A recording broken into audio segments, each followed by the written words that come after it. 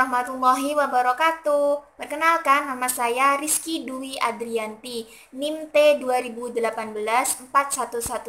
Saya dari Fakultas Tarbiyah dan Ilmu Keguruan, Program Studi Pendidikan Guru Madrasah Ibtidaiyah kelas D3. Nah, di sini saya akan menjelaskan tentang apa sih pengertian getaran itu, apa sih pengertian dari bunyi itu, dan seklasifikasinya. Yang pertama yaitu pengertian getaran. Nah, pada dasarnya semua benda itu akan bergetar apabila diberi gangguan. Benda dapat dikatakan bergetar jika benda itu bergerak bolak-balik secara teratur melalui titik keseimbangan. Jadi, dapat diartikan bahwasanya getaran itu gerak bolak-balik secara periodik atau berkala melalui suatu titik seimbang. Kemudian yang selanjutnya yaitu ada jenis-jenis getaran. Nah, jenis-jenis getaran ini ada dua, yaitu yang pertama getaran bebas. Getaran bebas itu getaran yang terjadi saat sistem mekanis dimulai dengan adanya gaya awal yang bekerja pada sistem itu sendiri, lalu dibiarkan bergetar secara bebas. Kemudian yang kedua yaitu getaran paksa. Nah, getaran paksa itu sendiri yaitu getaran yang terjadi saat gerakan bolak-balik karena adanya gaya luar yang secara paksa menciptakan getaran pada sistem. Nah, contoh dari getaran bebas itu sendiri yaitu bandul yang ditarik lalu dilepaskan dan dibiarkan menghasilkan getaran hingga pergerakan bandul tersebut berhenti. Nah, contoh dari getaran paksa itu sendiri yaitu getaran rumah roboh yang saat gempa. Itu namanya disebut getaran paksa. Kemudian yang kedua yaitu bunyi. Nah, pada pengertian bunyi itu sendiri, pada dasarnya saat kita memukul benda di sekitar akan timbul suara dan dari benda tersebut. Demikian pula apabila seseorang itu memetik gitar atau meniup seruling, memukul gendang, memukul kentungan, dan sebagainya, itu akan menghasilkan bunyi. Kemudian syarat bunyi. Syarat bunyi di sini ada 3. Yang pertama yaitu terdapat benda yang bergetar, yaitu sumber bunyi.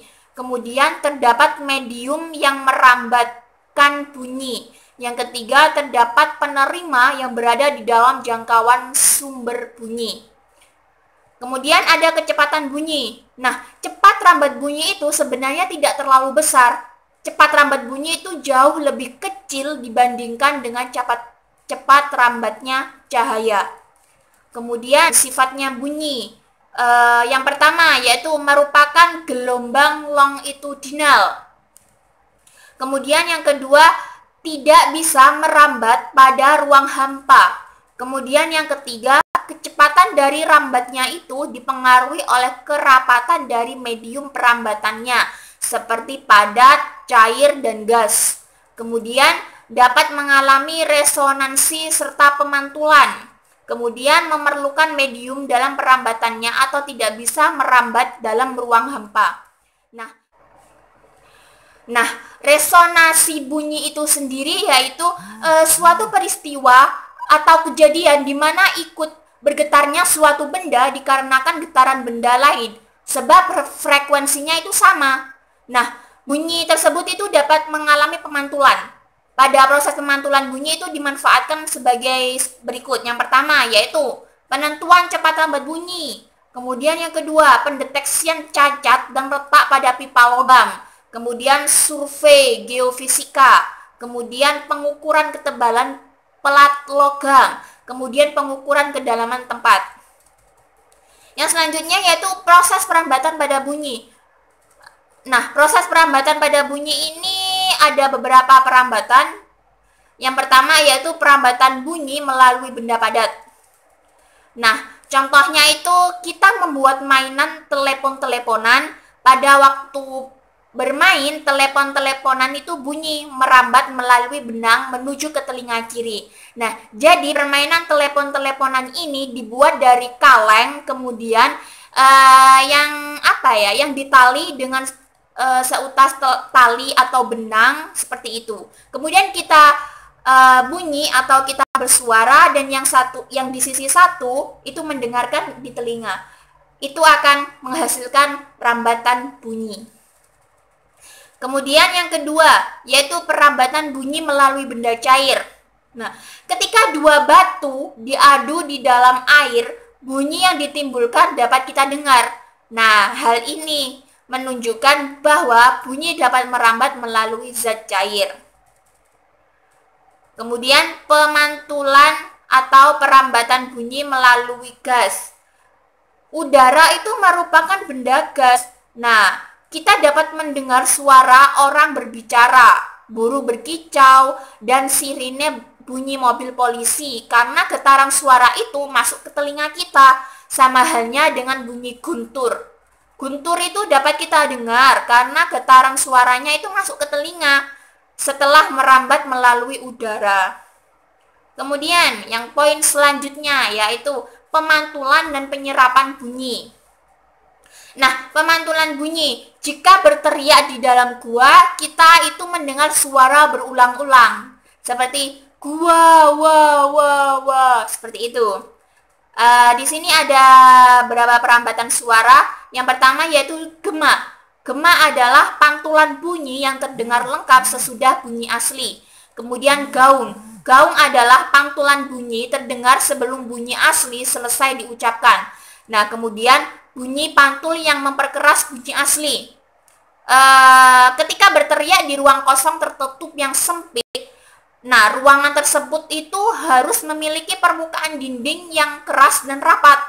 Bunyi pantul yang terdengar akan memperkeras suara aslinya.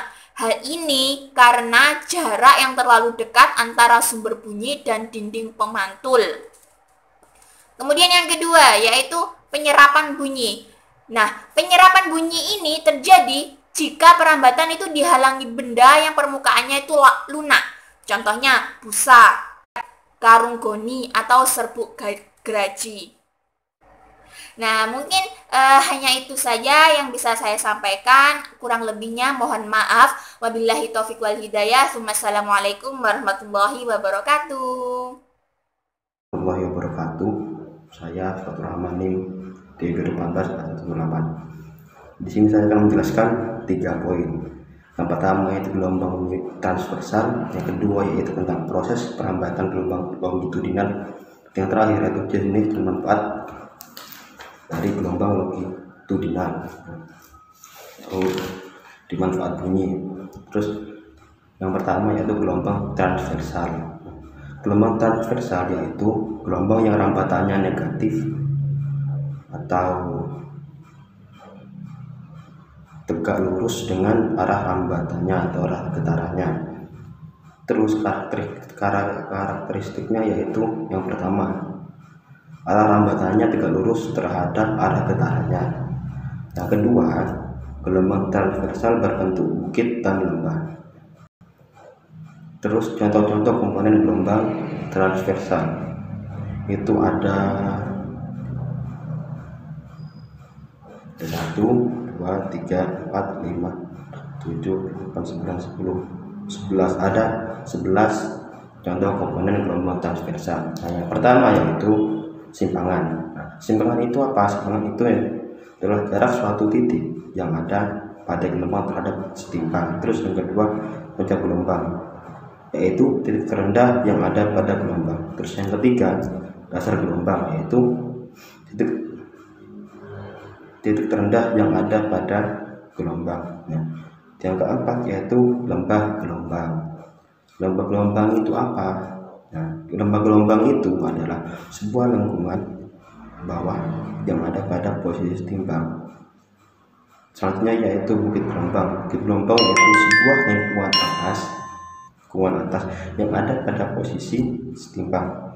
Terus amplitudo. Amplitudo itu adalah suatu jarak puncak atau dasar gelombang terhadap setimpangnya. Terus panjang gelombang yaitu panjang satu kali gelombang. Terus periode gelombang yaitu waktu yang dibutuhkan untuk menempuh satu kali gelombang. Terus frekuensi gelombang, yaitu banyaknya gelombang yang dihasilkan dalam tiap satu satuan waktu. Terus cepat lambat gelombangnya itu jarak yang dapat ditempuh gelombang tersebut dalam tiap satu satuan waktu.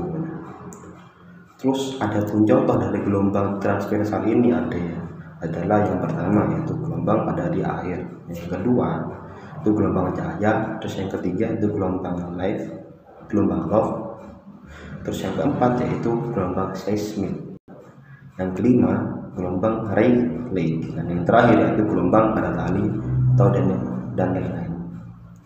Terus selanjutnya ialah proses perambatan gelombang longitudinal. Gelombang longitudinal itu apa? Gelombang longitudinal itu adalah gelombang arah getarannya berimpit atau sejajar dengan arah. Terus yang termasuk gelombang ini adalah bunyi gelombang tekanan udara. Jarak yang sama dengan jarak satu tepatan ditambah satu renggangan disebut gelombang satu panjang. Gelombang longitudinal mekanis disebut juga dengan gelombang mampatan atau gelombang kompresi.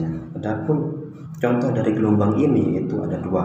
Yang pertama yaitu gelombang suara, terus yang kedua yaitu gelombang seismik yang disebabkan oleh gempa atau getaran atau lain-lain. Terus selanjutnya yaitu tentang jenis-jenis sumber bunyi dan juga manfaatnya. Bunyi itu masih bisa dibagi dua lagi. Yang pertama yaitu bunyi bernada, yang kedua yaitu bunyi tak bernada. Yang pertama itu bunyi bernada itu apa?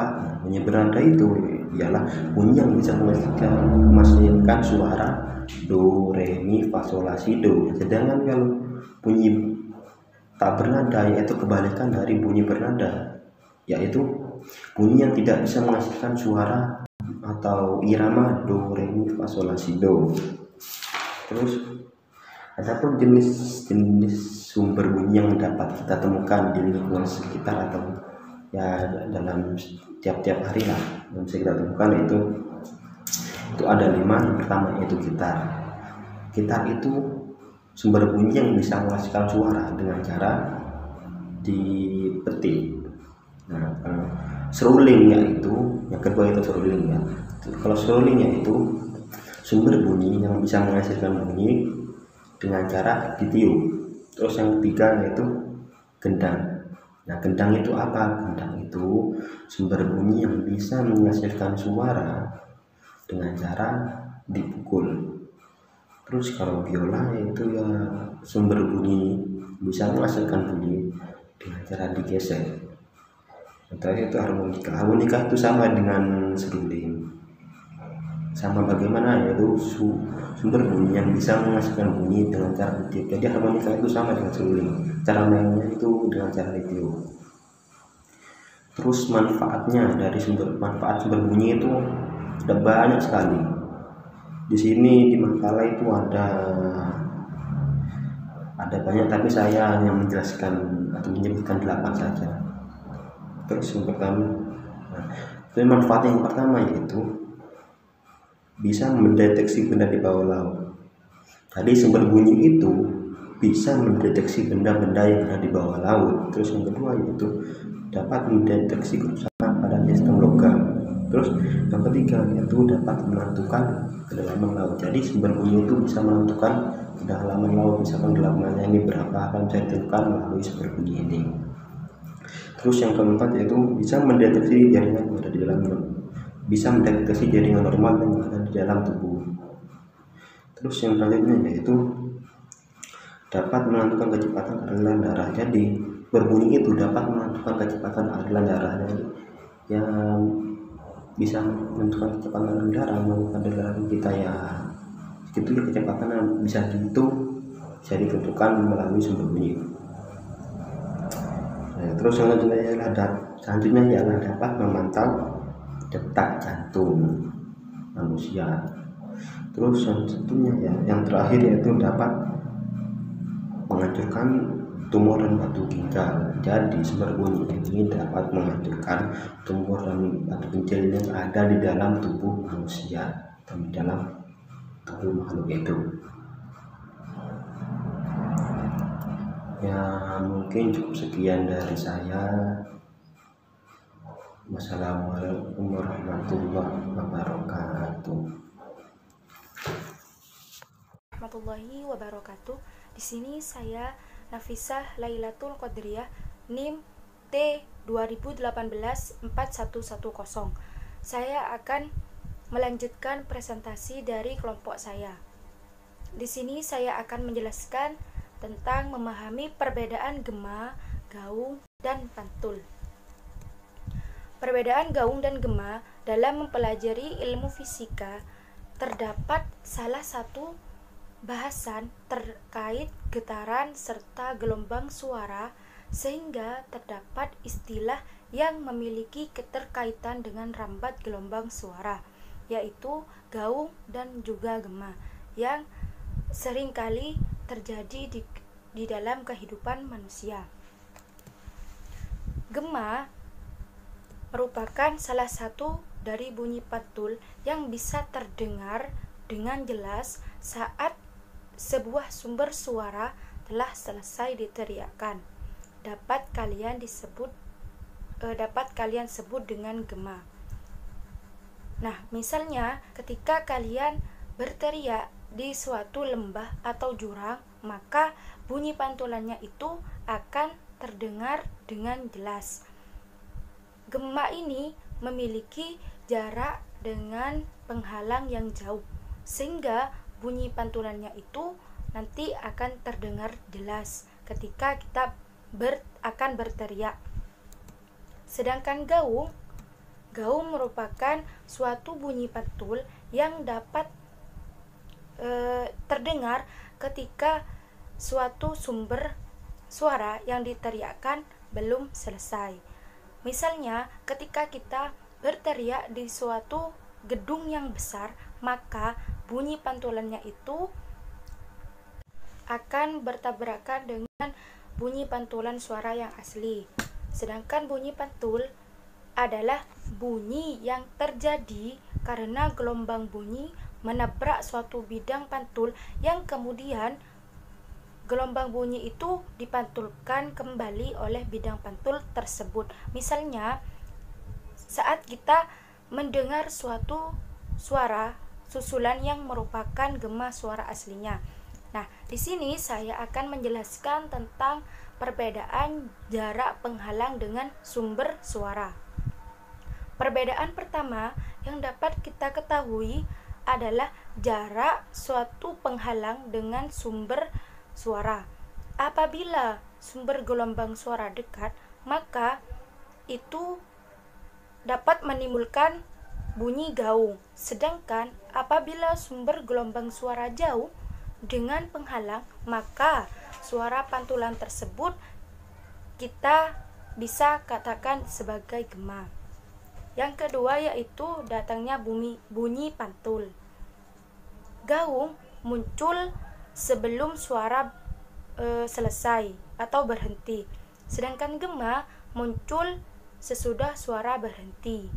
Misalnya ketika kita mengucapkan kata halo, maka apabila bunyi pantulannya itu tidak jelas, maka itu disebut dengan gaung. Karena apabila kita mengucapkan kata H, maka itu bunyi pantulannya akan mengikuti halo, dan begitupun sebaliknya. Ketika kita mengucapkan kata lo, maka bunyi pantulannya juga akan mengikuti suara aslinya, bunyi pantulan aslinya. Sedangkan bunyi gema, ketika kita mengucapkan kata halo, maka itu baru muncul suaranya. Jadi otomatis yang paling jelas itu pada gema. Dan yang ketiga yaitu perbedaan bunyi yang terdengar. Nah, seperti yang saya jelaskan tadi, gaung memiliki sumber suara yang kurang jelas, Mengapa? Karena nantinya ketika sumber suara itu diteriakkan, bunyi pantulan yang asli dengan yang kita teriakkan itu akan bertabrakan. Sedangkan gema memiliki sumber suara yang asli, yang jelas. Dan dari segi perbedaan manfaat, sudah jelas gema lebih manfaat daripada gaung. Mengapa? Karena gema bisa mengukur kedalaman laut. Jadi nanti ada gelombang suara yang akan dikirimkan ke laut, ke dasar laut. Nah, gelombang suara itu nantinya akan terpantul. Perambatan dari gelombang suara asli terdengar sampai gelombang suara pantulnya itu terdengar.